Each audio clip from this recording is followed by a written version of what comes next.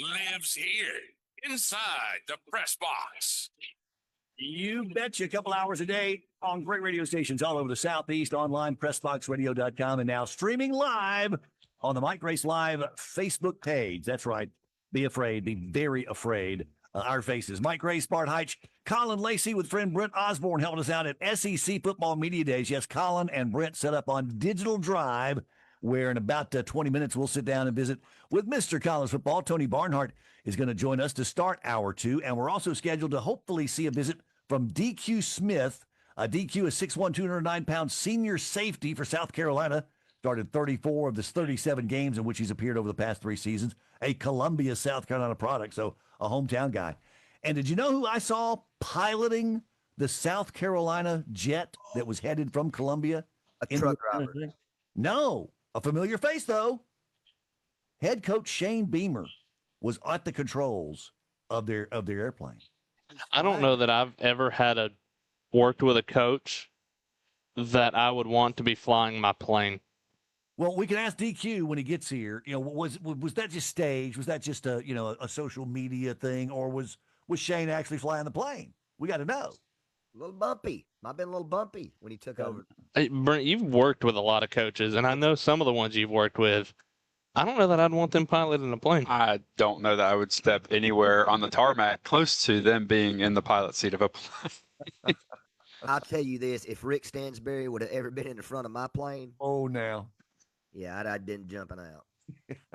What about Richard Williams? He might have been throwing you out. Coach Williams gets in the pilot seat. Absolutely, dude. Coach Williams was like a math genius. Like he was math, science, all that. So I could, I'd feel a little bit more comfortable with him than I probably would most.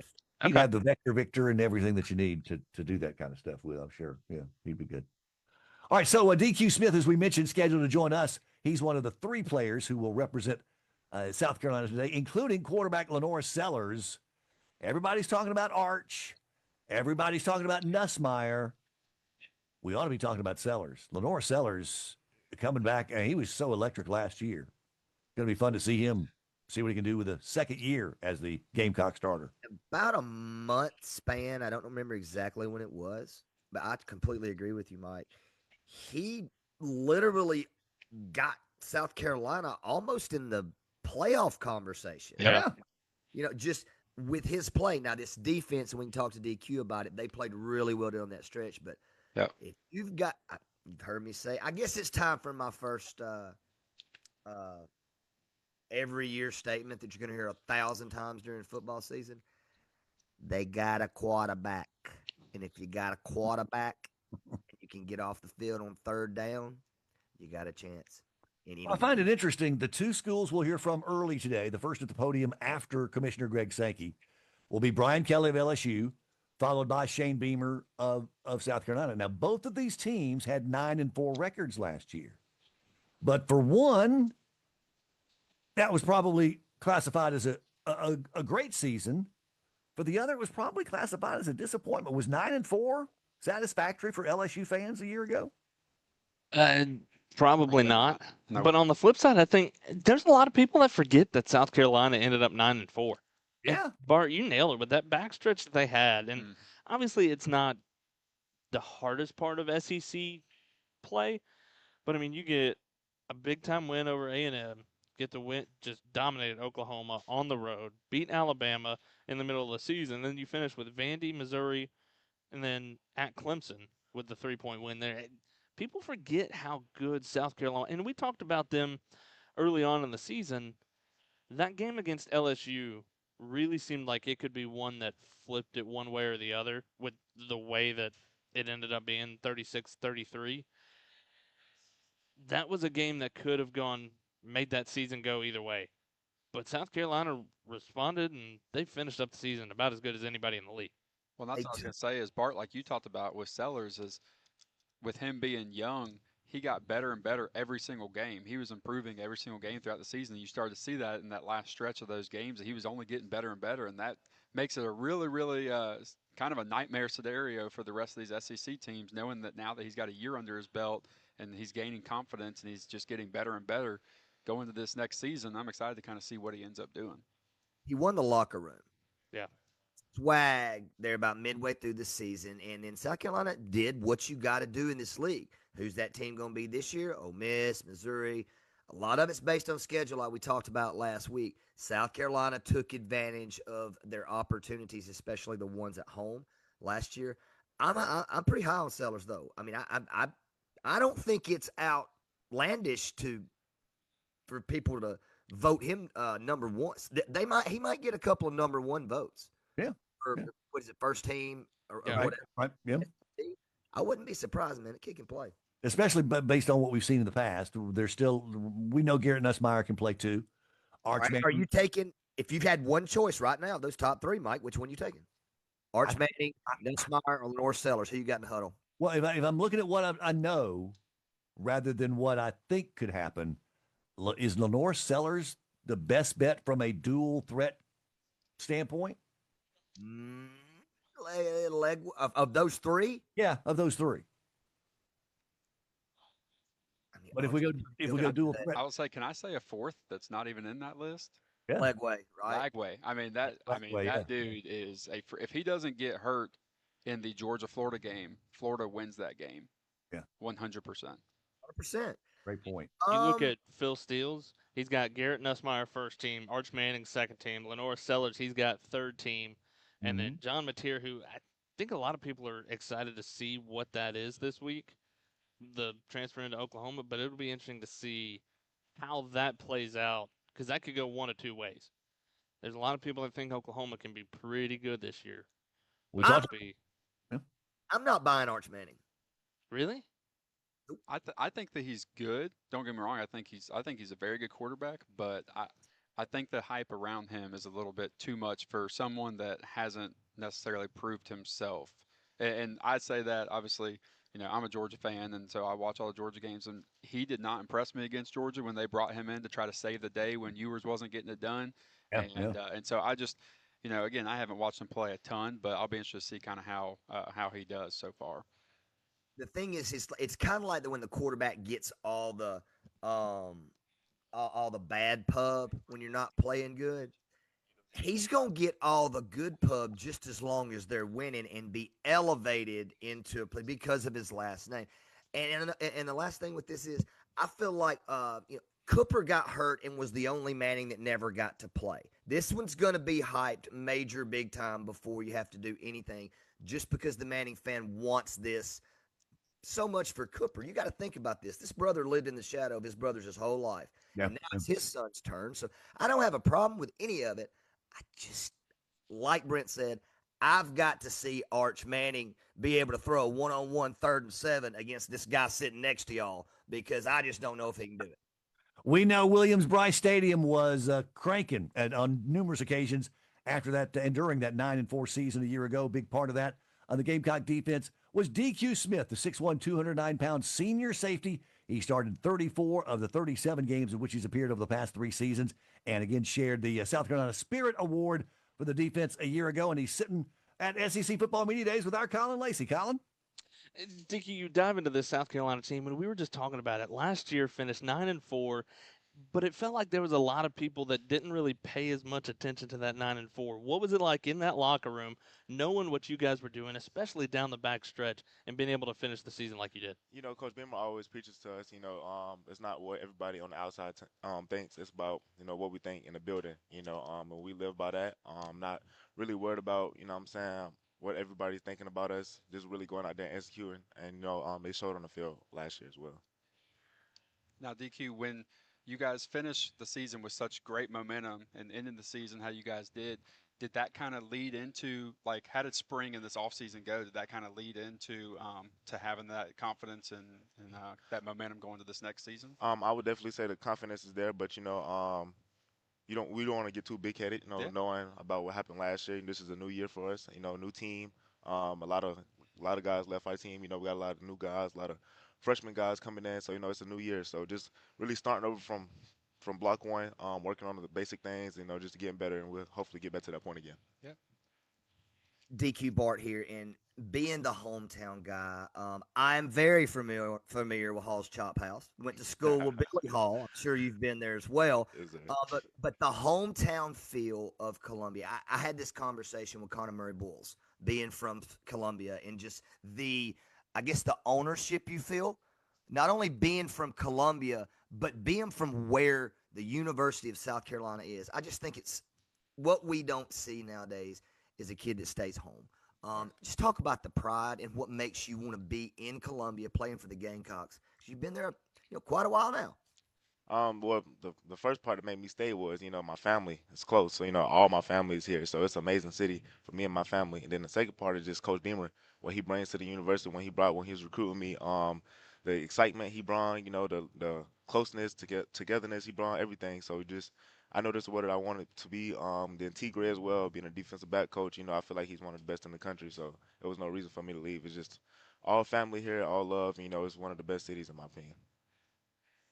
We're visiting with DQ Smith, the senior safety for South Carolina, part of the Gamecock contingent at SEC Football Media Days in Atlanta today, along with Coach Shane Beamer, who now owns a 29-22 record. He's won more games in his first 4 seasons in South Carolina than any other coach in school history, led the Gamecocks to 3 straight bowl games. And DQ, every time I hear him, he talks about how much he loves his players. I would think the feeling is mutual. He's a guy you want to play for.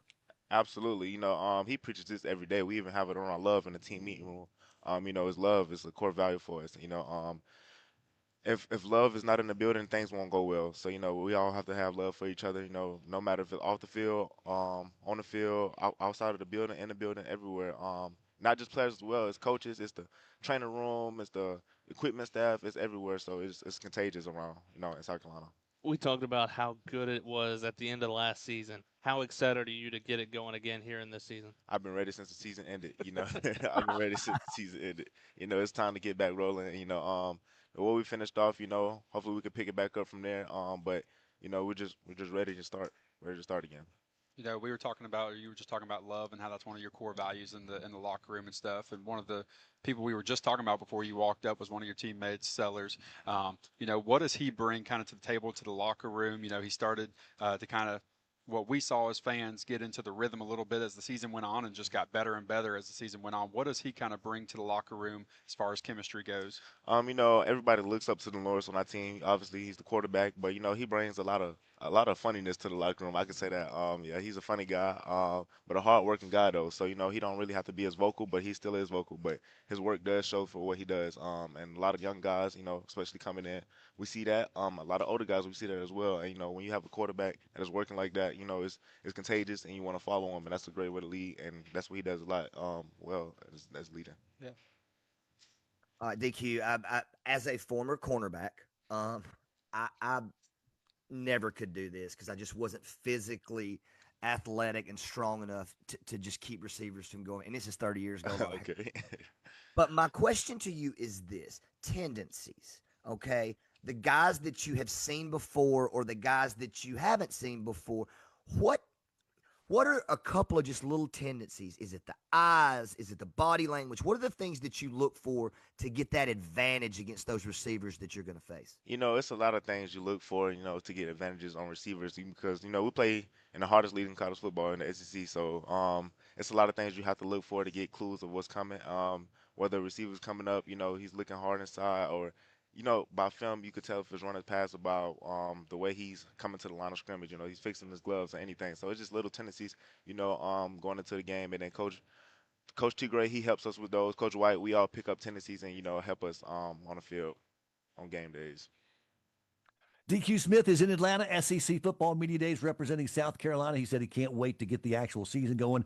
He'll do so right back there in Atlanta on a Sunday night, August 31st against Virginia Tech. DQ, we wish you and the Gamecocks the very best of luck. Thanks so much for making time for us here inside the press box, man. Yes, sir. Thank you for having me.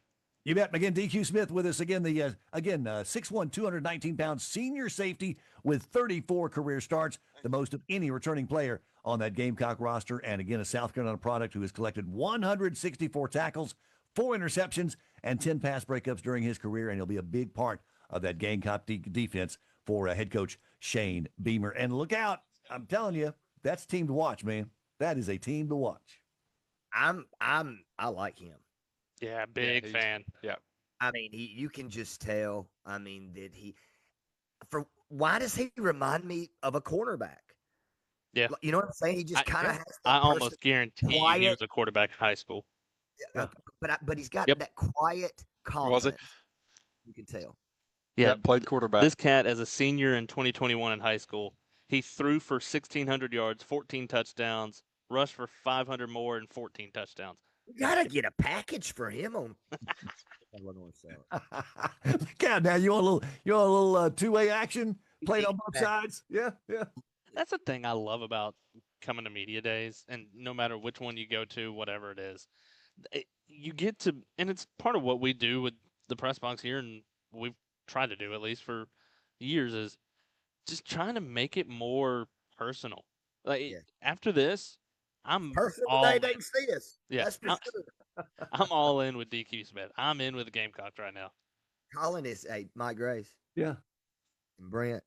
Colin is in his element right Oh, now. yeah. no doubt. Me too. No doubt. I mean, Yeah.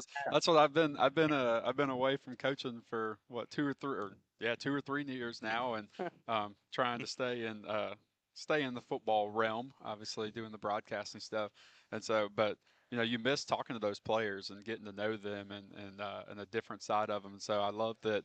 He got a little personal with us, even about Sellers in the locker room, and talked about, that people don't realize that he's a funny guy, but he's also kind of a no-nonsense. He's not. Sounded like for me that Sellers isn't really like a cheerleader type guy in the locker room, but he also leads by example, and you love to hear that. The thing about that type of leadership, in the locker rooms I was in, it's kind of the same way. The funny guy, but when that funny guy has a different tone, he snaps his fingers. Brent, as a coach, like some guys have that command. They use humor to get to know their teammates, Yep. right? To develop a relationship with them.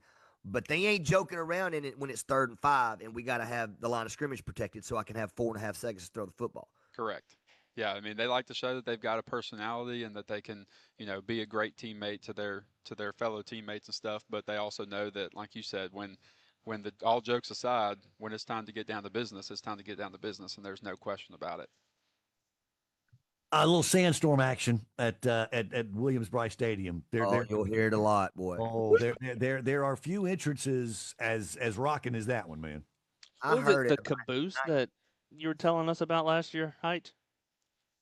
Caboose is. Oh, Yeah. Oh, yeah. Pardon yeah. me. You I need to didn't know see what if the Jeff's plural there. of caboose was. Hey, if Cox by 90's there, y'all got to go get him, and I'm sure he's there. Here? Yeah, my boy Jeff, the Cox by 90. Oh, that's right. That's when you. The world's largest South Carolina Gamecock. That's when fan, you right? were. Yeah. Put me next to the bench at the game. I was going to say, he basically lives at Hall's Chop House. And that's Yes, when you and Cocky got a little too close to Miss Paula's liking. Paula did not like. Cocky got the memo though, Boy, I had some swag on too. But what? I do remember going to that game. I remember I broke my belt on the way in. Oh, man. That's on brand left if I've it ever out- heard it. I left it outside in the shrubs.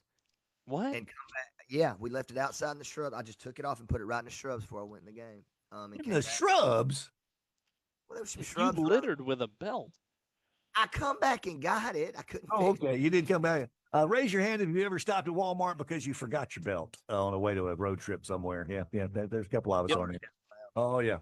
That is Colin Lacey and Brent Osborne set up live at SEC Football Media Days Digital Drive, what we used to call Radio Row. But because we're streaming live now at Mike Grace Facebook Live, Mike Grace Live on Facebook, you can see us there and hear us on great radio stations around the Southeast and online 24/7, PressBoxRadio.com. Colin and Brent there in Atlanta. Over in Starkville, our own Bart Heights, former Bulldog himself, and inside the MGL production studios, Mike Grace, glad to have you with us on great stations around the Southeast and online, PressBoxRadio.com. When we come back, we're talking college football with Mr. College Football. Tony Barnhart appears at SEC Football Media Days with our Colin and Brent next here inside the Press Box.